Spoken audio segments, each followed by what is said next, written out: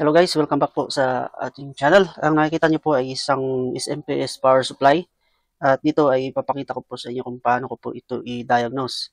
Actually, itong power supply na to ay may nag-check na iba. So, bali binigay lang sa akin ito at ang sabi, ito po ay wala siyang power. Hindi siya nag-on. At kung makikita niyo po, yung kanyang pinaka IC ay napalitan na. Napalitan na po yung IC na yan. Ito yung IC, ito yung controller. Ang part number niya ay L6599D. Ayan, at makikita naman natin na may mga solder na dyan. Maya magsusukat tayo ng supply dyan, yung mga importanteng supply.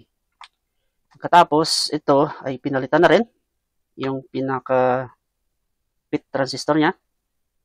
At ang kanyang part number ay 2SK3683. Dalawang 2SK3683. Pero pag tinignan nyo po dito sa board, meron pong nakasulat dyan na part number. Lapit pang konti. 28 NM50N. Ito po ay MOSFET transistor. Ito ay napalitan na rin. At yung nga sabi ng nabigay sa atin ito ay ito napalitan na ito.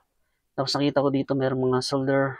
Tapos dito at may nakita pa ako dito may bangas na pin.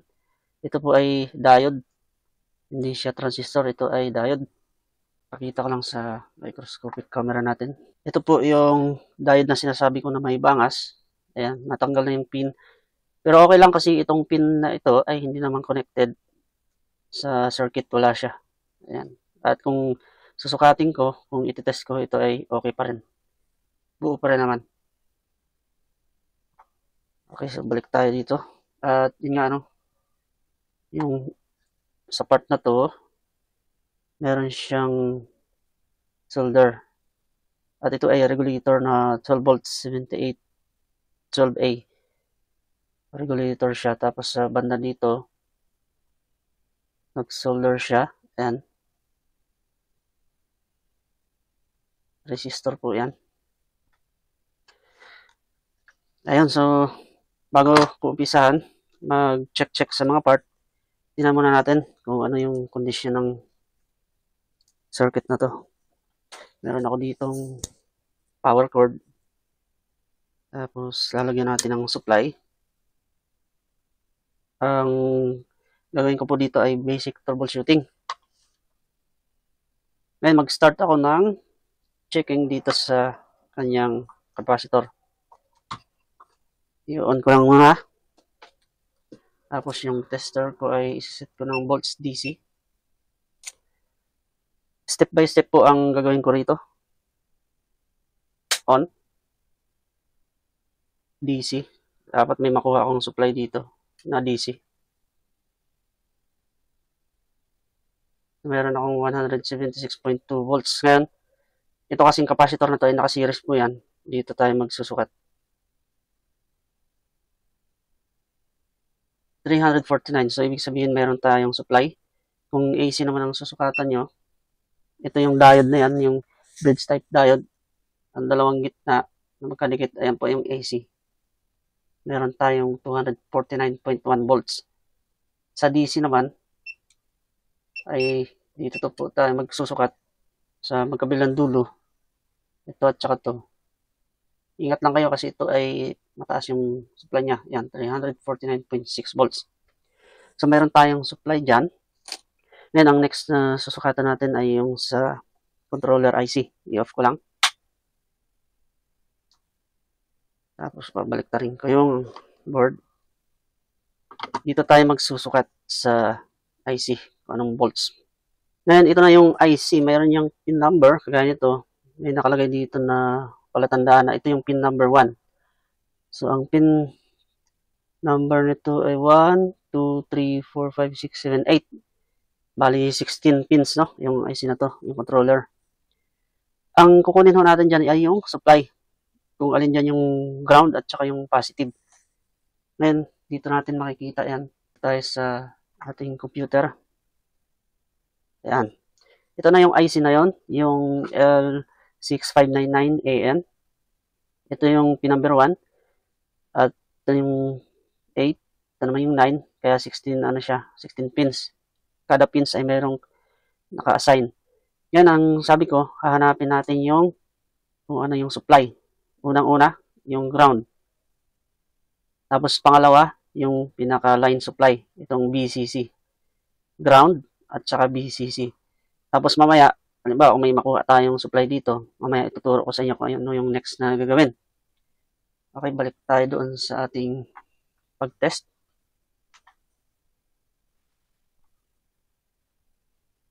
Ayos ko lang. Okay. So, ito yung ating hahanapin, no? Yung pin number, sorry, maliit. 10 at saka 12. 10 at saka 12. Yan yung hanapin natin. Okay, so ang sabi doon ay 10 at saka 12. Ito yung pin number 1, 2, 3, 4, 5, 6, 7, 8, 9, 10. Ito yung 10, 11, 12. Ito naman yung 12. Yung 10 ay negative at 12 ay positive. Ngayon, magsusukat ako dyan. Tingnan nyo po sa tester. Nakaset yung tester natin sa DC. So, ito daw yung negative. Ito. At ito naman yung positive. Yung 12. Okay, so i-on ko lang. On. Yan, magsusukat na tayo. So, yung black test probe ko ay nakatutok dito sa negative. At ito namang isa itutok ko sa number 12, which is positive. At meron tayong 16 volts. So, ibig sabihin, yung supply ng ating IC ay meron. Pero bakit hindi siya nag-on? I-confirm natin kung talaga nga bang wala siyang supply, no? Ito yung capacitor na 4. Ito na yung sa secondary. I-off ko lang. Tapos, magsusukat tayo sa secondary. On ko ulit. So, double check kung may supply. Meron. Ngayon, ito yung secondary. Yung mga capacitor na to, magsukat lang kayo dito. Alin man dyan. Wala talaga. Wala siya supply. Okay, so confirm na walang supply talaga na lumalabas. Pero, meron siyang supply dito sa primary. Walang lumalabas. Bakit kaya? Okay, ito na yung sunod natin na i-check, no? Na kung bakit hindi siya nag-oscillate. Ngayon, balik tayo dun sa IC. Kanina. Nasukat na natin itong ground at saka BCC meron. Ang next na i-check ko dito ay itong gate drive. Yung high gate drive at saka low gate drive. Ito. Kailangan meron tayong makuhang signal dyan. At itong high gate drive na to at saka low gate drive ay naka-diretso yan dun sa pit transistor. Naka-diretso yan dyan. So, 15 at saka 11. Balik tayo dito. 15 at saka 11. Ang gagawin ko ay magsusukat na ako direkta doon sa pinaka-pit transistor. Dito dumiretso yun. Ayan, ito na yung pit transistor natin. Ang susukatan lang natin dyan ay gate at saka source. Gate at saka source. Alam ba dito yung gate? Okay. So, ito yung gate. Drain yung gitna. Source yung dulo. Gate, drain at saka source. Mag-start ako magsukat dito sa part na to. Okay, dulo-dulo. Ito at saka to. Tingnan natin. Pero itong gagamitin ko sa ngayon ay oscillator. Mag-change tayo ng mode. Oscillator tayo. Kailangan may makuha tayong pulse dyan. Naka-off naman yung aking power. Kailangan ko lang ikabit itong ating ground dito. Or pwede rin dun sa kabilang side. So, sa ngayon ay dito ko lang muna siya ikakabit kasi alanganin. Okay, kailangan hindi magdikit. Kasi pagka magdikit, lalong dumami. Yun, kagaya nun. Buti hindi nakasaksak. hindi naka-on. Kailangan kong lagyan ng tape para hindi gumalaw. Gamitan natin ng tape. Ito ay talagang ingat kayo sa pag-check kasi nasa high voltage side tayo. Ayan. So, secure na yung ating pin, yung connector. Ngayon, nakaset ako ng sa oscilloscope, oscillator. At sabi ko nga, gate at saka source yung susukatan natin. So, susundutin ko na yung nakaset ako ng yan, times 10 dito sa aking test probe at naka-ground. Tapos, magsusundot ako dito. I-on ko muna siya. On. So, may power na ho yan. I mean, may supply na. Dapat may makuha ako ditong pulse. Dito sa portion na to.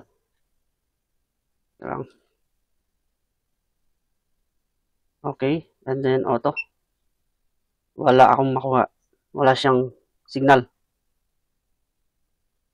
Wala. Check natin dito sa kabila kahit na hindi ko na ilipat yung ating ground. So, wala rin. Walang signal. Off ko lang. Sige, para sigurado, ilipat ko to dito sa kabila. Mas maganda to guys kung meron kayong bulb no, para protection, para kung halimbawa may short man, hindi puputok. Yung sa akin kasi meron akong LED lang. Pero dapat yung bulb. Okay, on. So, wala talaga. Wala siya, dead yung IC na yan. Yan, ang gagawin natin dyan ay papalitan natin yung IC na yan. Off ko lang. Papalitan natin at check natin kung okay. Meron akong pamalit dyan na IC.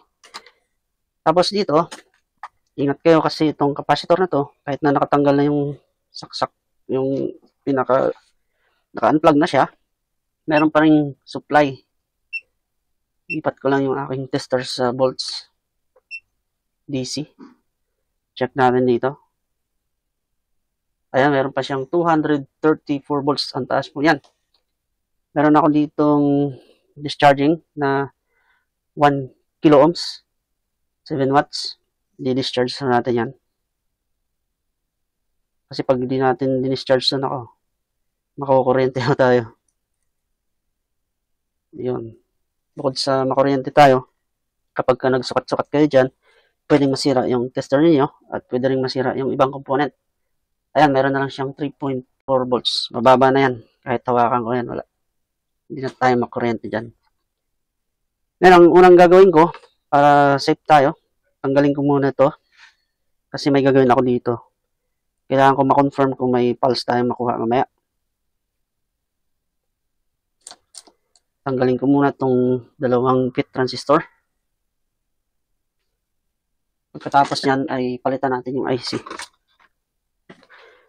Yung IC na ipapalit ko dyan ay ano lang yan, stock ko na. Hindi ko alam kung okay. Malaman natin mamaya. Hugutin ko lang itong pit transistor.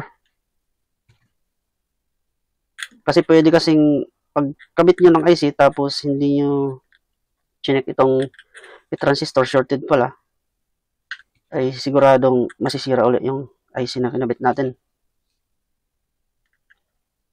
Itong pit transistor na to ay parehas lang po yan. Yung kanyang part, I mean yung magkabilaan, parehas lang yung part number.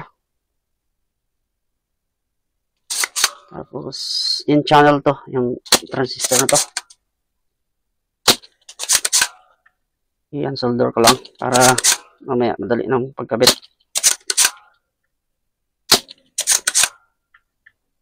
Babasahin natin dito mamaya kung yung IC na ikakabit ko ay okay.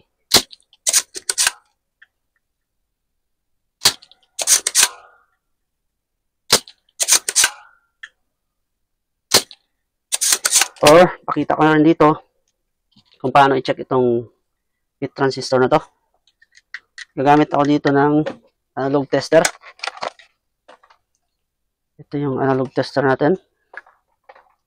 Ang gagawin ko ay isiset ko siya sa times 1. Meron akong video sa pag-test ng pit transistor. Panoorin nyo na lang po. Okay, so kailangan mag-trigger to. Okay. Wala siyang short, no? Dito dapat may reading ako niyan. Okay. So, kabilaan, mayroon. Nag-trigger siguro tayo. Ayun. Wala na. Na-trigger. Pag trigger niyan ganito, tapos balik ka doon, meron na uling reading. Pagpapatay mo, ito lang. So, dapat to ganun din. Panoorin nyo na lang yung sa pag-test ko ng pit transistor. Okay. Ayun. Okay to, yung ating pit transistor. Buo. Buo siya. Ngayon, na-confirm natin na buo yung pit transistor. Ang suspect talaga natin dito ay itong IC controller. Ito kasi yung nagbibigay ng tawag dito, command doon sa pit transistor para mag-oscillate siya at mag-function yung ating transformer.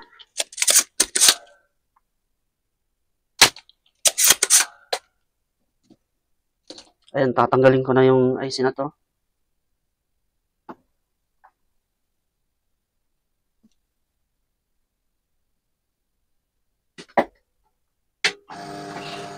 Gagamit ako dito ng hot air. Ilalagay lang ako ng flux. Ito dati hinuhugot ko lang to sa pamamagitan ng soldering iron. Since meron naman akong hot air, hindi i-hot air ko na lang. Tapos tandaan natin yung pin number 1, oh. Kanina, ito yung pin number 1 dito. Meron siyang palatandaan.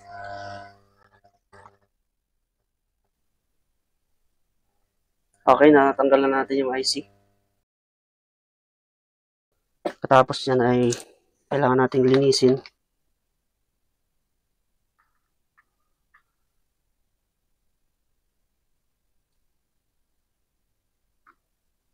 Yung may-ari kasi nito, bumili siya ng IC online. Minsan kasi, yung nabibiling IC online ay kung matsyempuhan mo yung fake, siguradong magkakaproblema. Kaya mas maganda talaga pumili tayo ng IC na yung mabili natin ay dapat original. Maraming mga reviews, positive reviews. Ako bumibili akong IC sa AliExpress. Pagka yung IC na nabili ko hindi gumana, pwede ko siya ibalik. Okay, so lilinisin natin yan. Ang gamit ko palinis dyan ay ito, lacquer thinner. Lagay ko sa alcohol. Tapos meron akong tissue. Kailangan punasan muna natin siya.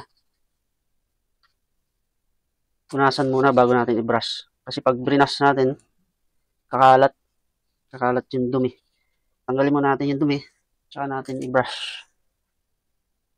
Meron akong brush dito. Brush natin yan para mas malinis siya. No? Tapos, tsaka natin lalagyan ng tissue para siguradong malinis. Dito pwede kayong mag-check dito ng mga maliliit na part. Yung micro resistor, kagaya nito. 2.2K. Ito naman 33K. Ito 1K, 10K. Tapos pwede ka rin kayo mag-check ng diode.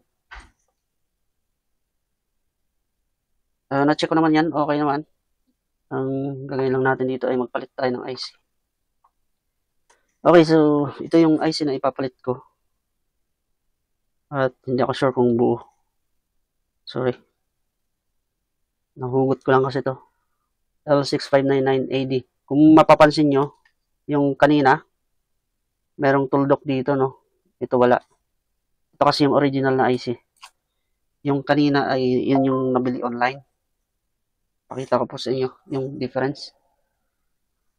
Inisin ko lang muna to para mas makita nyo. Okay, so ito yung IC na galing dito kanina na hinugot ko. Ayan, parehas naman yung part number niya. Magkaiba lang yung dulo. 599D ito. Itong original na IC na nakuha ko ay 599AD. At tingnan nyo po, meron siyang tuldok dito.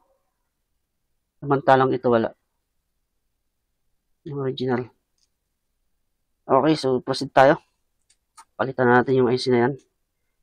At may papakita ko dito sa inyo mamaya bago natin i-test. Kailangan natin yung i-align. Huwag na huwag po kayong magkakamali dito. Kailangan yung pin number, yung orientation ay tama. Okay. Kung saan yung pin number 1, dapat doon. Okay lang kahit hindi naka-align ng maayos. Importante wala siyang magdikit na solder. Okay, so ang unahin nyo muna i-solder ay yung kabilang paa. Ipitin ko lang para hindi gumalaw. Kabilaan lang muna. Para pag solder mo sa iba, hindi siya gumalaw. Yan, pwede na tayo mag-solder dito. Gumalaw pa rin siya, no? Gumalaw pa rin. Okay, so dito hindi nakasolder ng maayos. Yan.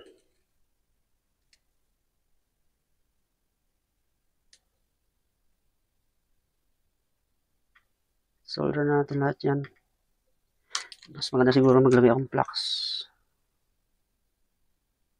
Ito guys, importante itong flux na to.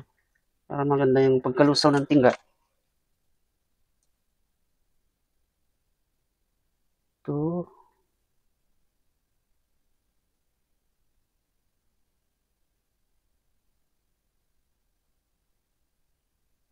Yan, ganda siya. Oh. Tapos dito sa kabila lang din.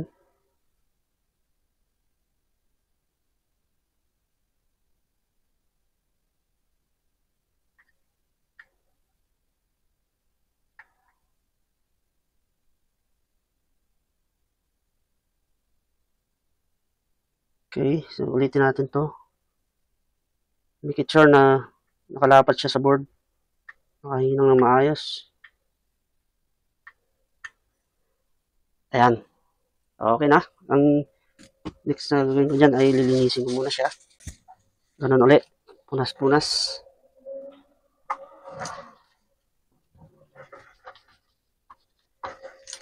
Pagka napunasan na, tsaka natin ibabrush para mas malinis na maayos.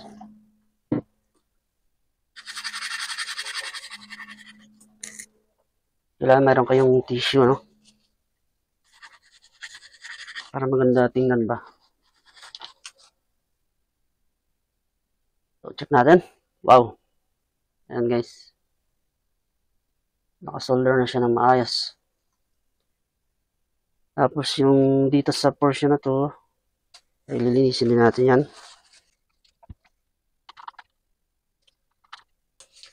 Then, tsaka natin ibabrush. Ganon din sa kabilang side. Thinner ang pinakamagandang panlinis. Tanggal talaga yung mga flux. Ito ganon din. Pati yung sinolder kanina. Ito yun. Okay, so balik tayo dito. Patutuyin lang natin ng konti yan. Double check kung meron nga bang nagdikit dyan. Double check. Okay. Para mamaya ay meron tayong nakaligtaan. Ito. Okay naman.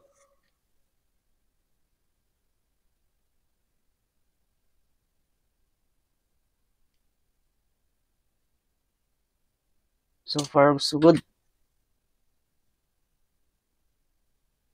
Ngayon, magte-test tayo ng supply sa dito kanina. Yung pin number 10 at saka 12. 10 at saka 12. Saksak ko lang yung ating power cord. Tapos on.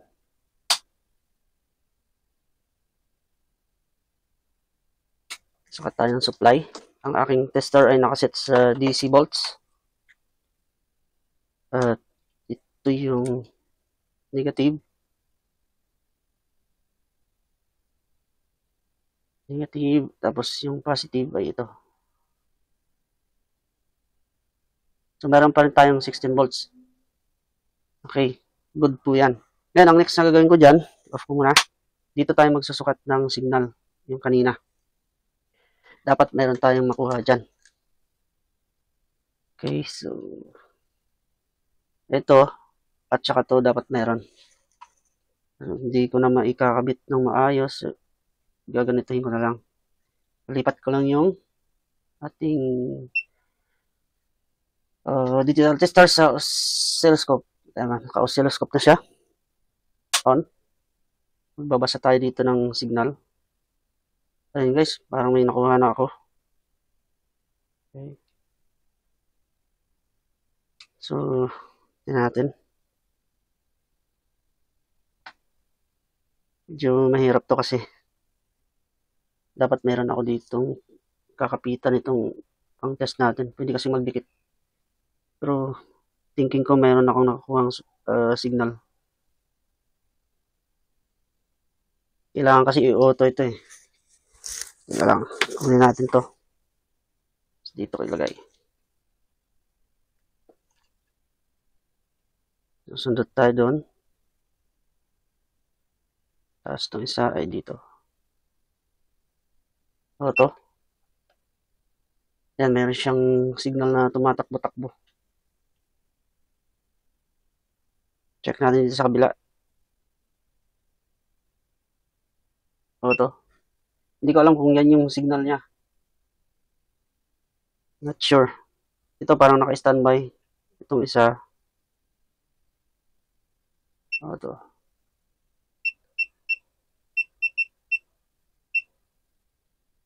At least kahit paano may signal. Malaman natin yan mamaya. Okay, so meron tayong signal. Off ko lang. Off.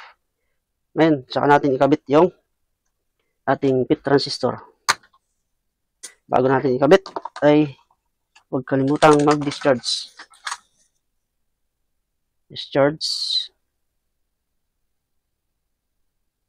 Medyo babad nyo lang matagal para siguradong ma-discharge siya maayos. Okay, na-discharge na. Balik ko lang yung aking test probe dito sa aking tester. Tapos set natin sa volts. Check natin kung mayroong supply. DC. Ayan, 3.4 volts lang. Okay. So, at this time ay yun na. Kakabit natin to. Kagaya na sabi ko, parehas lang naman yung part number niyan. Kaya hindi ko na check kung alin dyan yung sa kanilang dalawa. Okay. Dito na rin malalaman ngayon kung mag-on na siya. Yan, at this time gagamitan ko siya ng bulb LED para kung may problema man, ilaw yung aking bulb. Hindi ko lang maipakita dito sa ngayon. Okay, so ang gagawin ko, i-on ko na. Okay, umilaw yung bulb ko at nawala. Ibig sabihin, walang short. Pagkatapos yan, ay mag-check tayo ng signal. Off ko muna. Tapos, check tayo ng signal. Papalit lang ako ng mode. Oscillator dapat. I'm not sure kung yung icing na hugot natin ay okay. Malaman natin. On. Papatayin ko na yung bulb. Naka-on na yan. Sukat tayo. So, meron siyang pulse, no? Okay. Yung pulse na yan ay hindi dapat ganyan. Kahit pa paano, meron na tayong pulse na nakuha, pero hindi yung sakto talaga. At yun nga, hindi pa rin nag-on.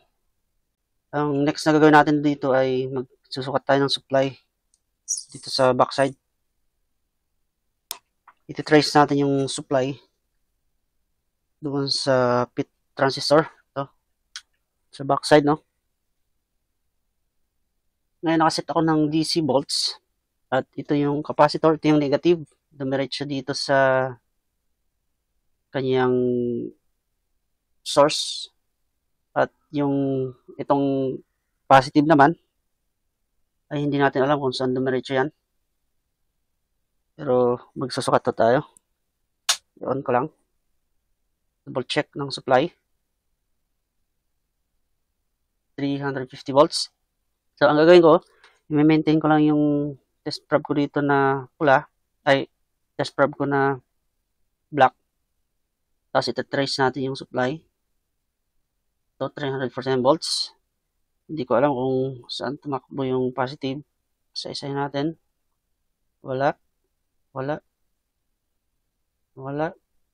Wala. Wala. Dito. Ingat kayo dito, guys. So, wala. Wala. Wala. Okay. Balikan natin to. So, wala. Wala. Wala. So, nawawala yung ating positive, no? Dito lang mayroon tayo nasusukat na positive. Pero pagdating dito, wala. Check natin dito. Wala rin. Wala. So, meron tayong missing na supply. Check ulit natin yung pulse. Kailangan nating na-check na maayos para sure ball. Ito yung ating digital tester. Lipat ko lang sa oscillator, oscilloscope. So, ito yung negative. Gate at saka source lang. Ito yung source. Ito yung source ng FET transistor. Ito naman yung gate. So, meron siyang pulse pero hindi siya stable. Check natin dito sa kabila. Okay, so trace natin yung supply. Bakit wala siyang positive na tumawid? Off ko lang. Off. And then, discharge. Discharge natin yung capacitor. And then, double check kung talagang nga bang discharge na yan. Sundan nyo lang guys yung ginagawa ko rito kapag nagda-diagnose kayo. Okay. DC. Check. Ayan, 4 volts lang na. Ngayon, ang ititrace natin dito ay yung positive, na line. Bakit wala? Saan tumakbo yung positive line? Gagamit tayo dito ng continuity mode. Pag narinig yung passing, continuous, ibig sabihin connected, kagaya nito. Ito yung sa negative, connected dito. So, wala yung positive, Dito, check natin. Oops. Wala. So, ito yung okay, capacitor yung nababasa natin. Kaya meron siyang continuous. Pero dito, continuous. Wala. Bakit kaya wala yung ating positive? So, gagamitan natin ng flashlight. Kasi double-sided yung board na yan. Meron akong flashlight dito lagi na baon. Kasi iniilawan ko sa ilalim. Ayan guys, makikita nyo yung lines dyan. So, ito yung positive line. Okay. Positive line, ito, meron siya ditong kadugtong at tumakbo dito. Papunta doon. Hindi ko na alam kung kita nyo guys, Ito, meron ditong itim. At ito yung pinakadugtong niya. At tumakbo doon sa isang FET transistor sa gitna. Ayan nga, tumakbo nga siya doon. Pero ito dapat, at saka ito, meron tayong connection. Sige, try natin. Ayan, kita naman dito. Kung titingnan nyo po ito, may itim sa ilalim. Ayan, punta doon. So, check natin dito. Gitna, wala. Oops. Wala. Open. Bakit siya open? Tingnan natin backside. Ayun. Ito yung line. Ito siya. Tapos, kung makikita nyo po dito, ay tumawid siya sa gitna ng chopper. Dumiretso dito. So, ito, Lumaan sa chopper. Tapos nandito siya, lumapag. Ay, check natin dito. Ayan yan. Tayin ko lang to. Oh, wala talaga. Open. Bakit open? Check natin dito sa side na to. So, open.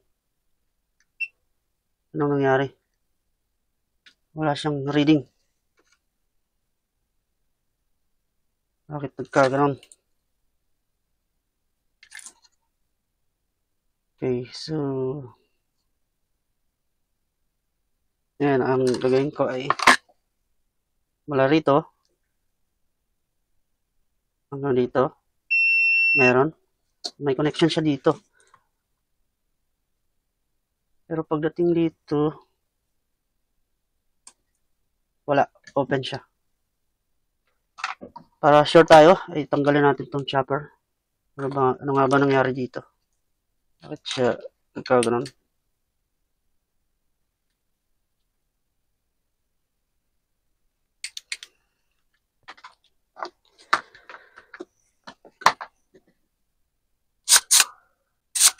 Medyo mahirap lang tanggalin yung chopper na to kasi double-sided siya. Kaya lang ang tiyagaan.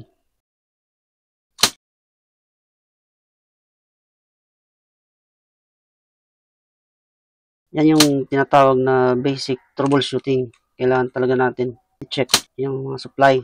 Kasi pagka once na isa lang yung mawala dyan na supply, lalong-lalo na sa primary side, ay siguradong hindi magpa-function yung ating SMPS board.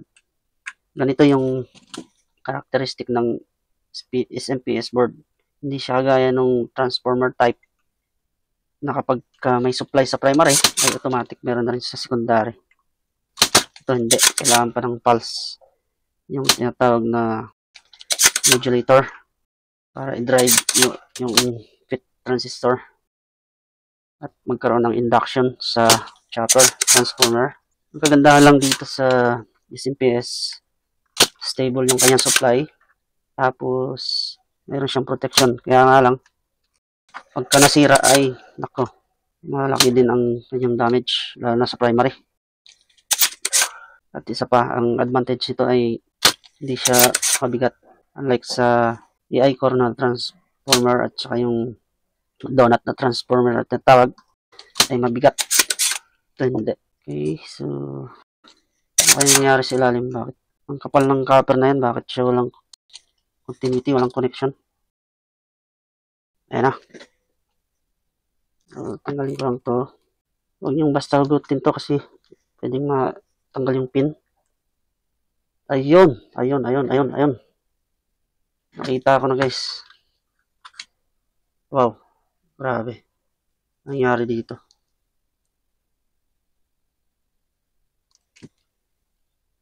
Nakita ko pa sa inyo sa microscopic camera. Ayan yung nangyari sa kanya. Naputol nga yung line. Grabe pala yung inabot nito. Kaya wala tayong masukat na positive. Bakit kaya naputol yan? Ito yan guys. Oh. Ito yung titingnan natin kanina. So wala talaga. Walang continuity. Kasi ito yon. At saka to. Wala. Dito siya naputol. Nagkaroon siguro ng short ito. So ito kasi yun. Nakaganito siya. Ano ba tinamaan? 1, 2. Wala naman. Wala naman siyang tatamaan dapat. Bakit siya nag-short? Oh, ito merong reading, meron. Ito wala. Inisin ko lang. Basta kailangan nating idugtong yan para magkaroon ulit siya ng connection. Idugtong ulit natin.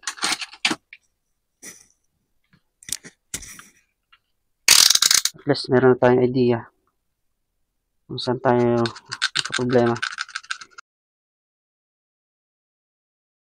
Hindi talaga siya mag-oscillate din kasi itong IC na to mayroong protection na tinatawag. Pag hindi kompleto yung supply, hindi rin siya magbibigay ng pulse.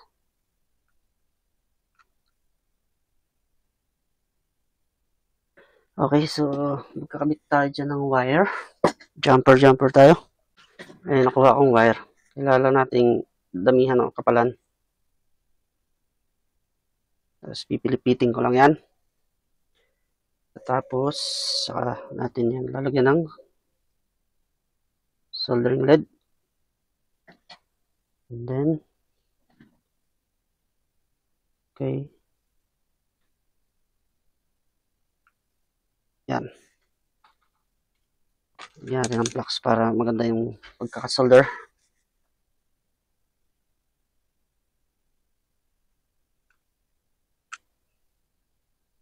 Okay. Saka natin i-cut. Tapos linis ulit. Cleaning. Then, check natin kung may continuity na. Yun. Gano'n na. So, pupunuan lang natin ng tingga ito. Mas maganda. Dito sa area na to. Yun. Ayos.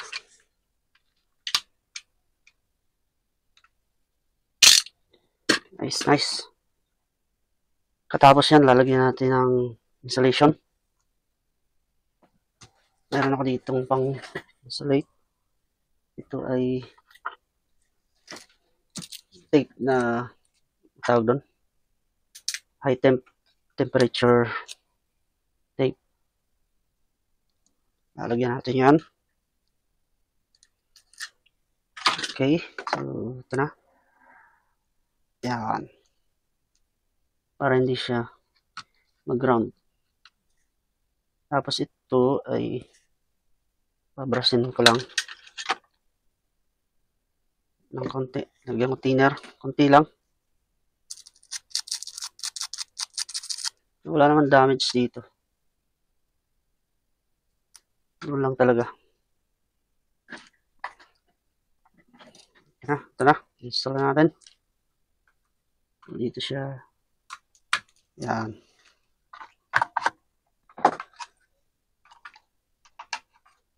Okay.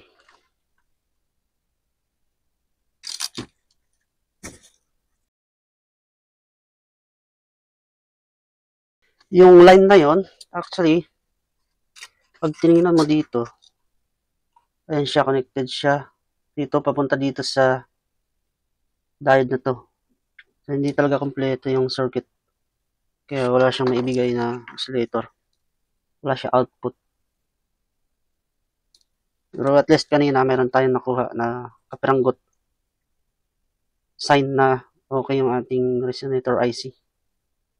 Yung controller, resonance controller.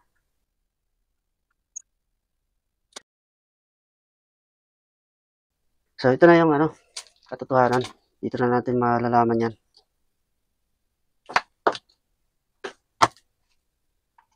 So, ang gagawin ko, pagaganahin ko muna yung bulb para sure bulb tayo, no?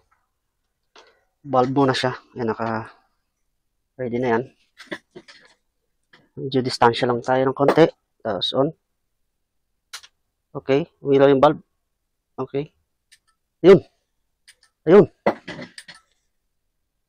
Wow. Okay, patayin ko muna. Narinig niyo po yun. Mayroon na siyang clicking. Clicking na. Ngayon, ang next na gagawin ko ay check natin yung pulse. Pulse muna. Lipat ko lang sa oscilloscope. Tapos, check natin yung pulse kung meron na.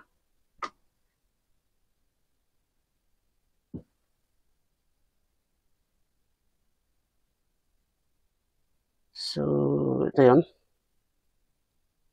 Ang aking tester ay digital tester ay nakaset sa oscilloscope.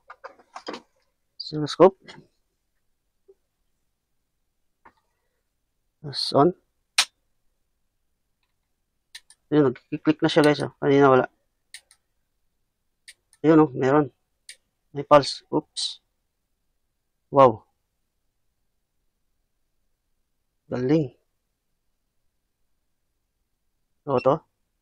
Ayun, meron na siya.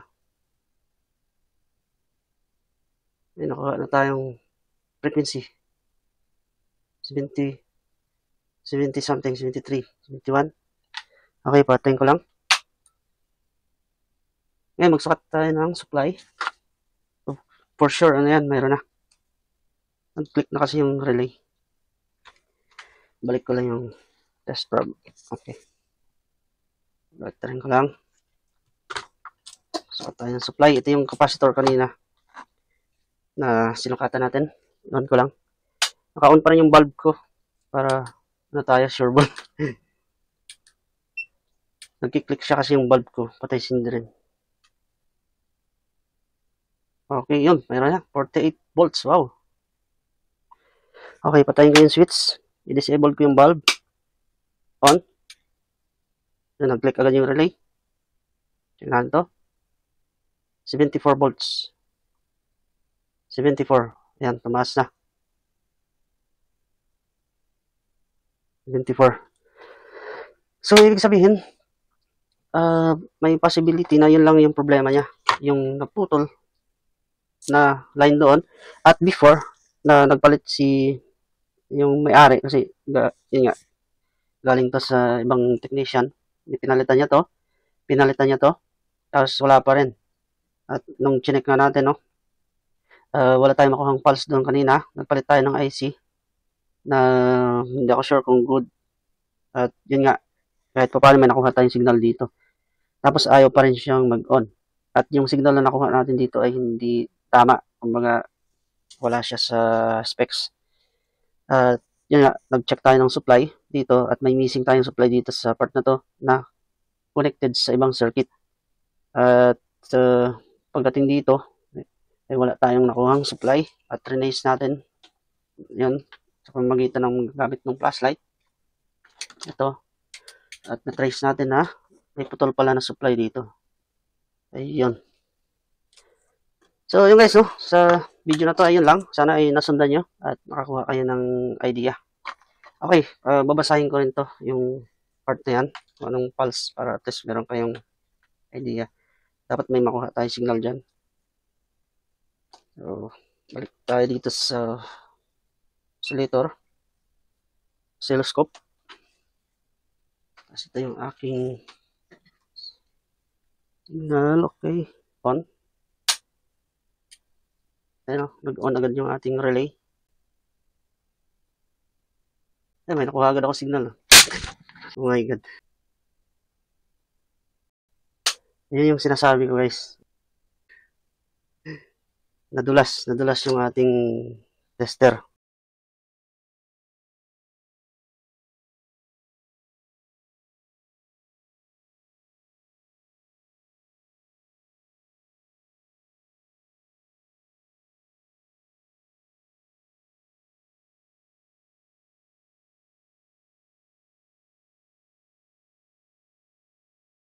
Ay, may nakuha agad ako signal.